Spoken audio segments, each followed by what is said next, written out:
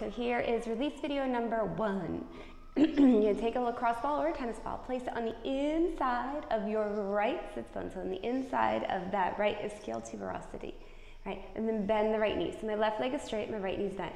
On an exhale, I'm going to drop my right knee off to the side, slide the leg away from me, and then when I get to a straight leg, roll the right leg in, internally rotating that thigh at the hip joint, and then sliding the foot back. I'm going to do that 2 more times on this side. Sliding away.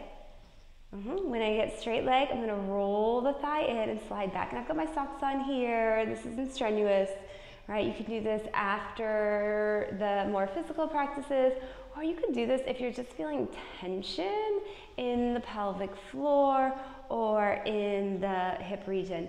And then remove that ball and just sit for a moment. Feel that difference between the right side and the left side. And then switch sides.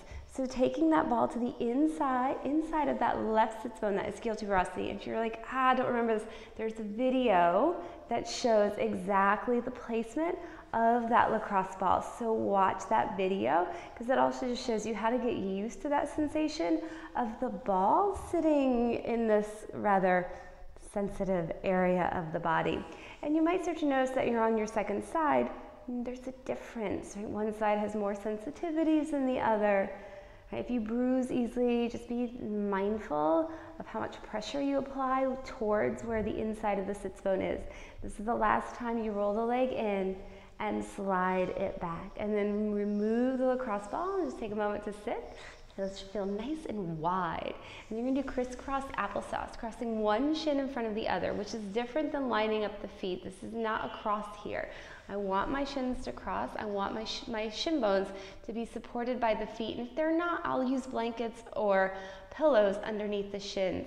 Now, when you tip forward here, right, imagine the pelvic bowl as such a bowl, and you tip the contents of the bowl forward into the lap.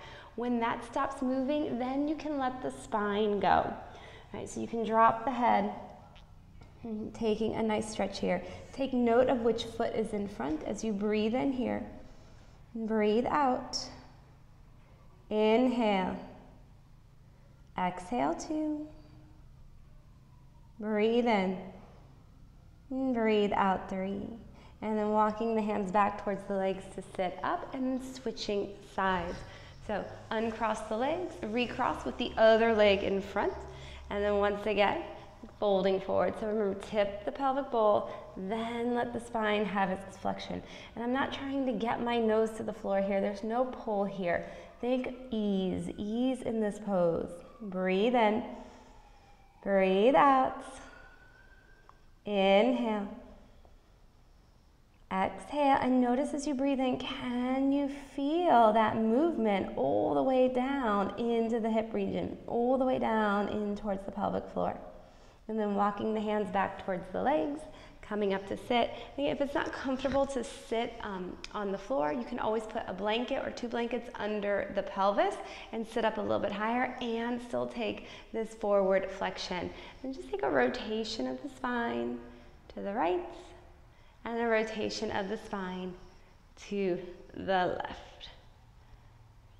Go ahead, release that.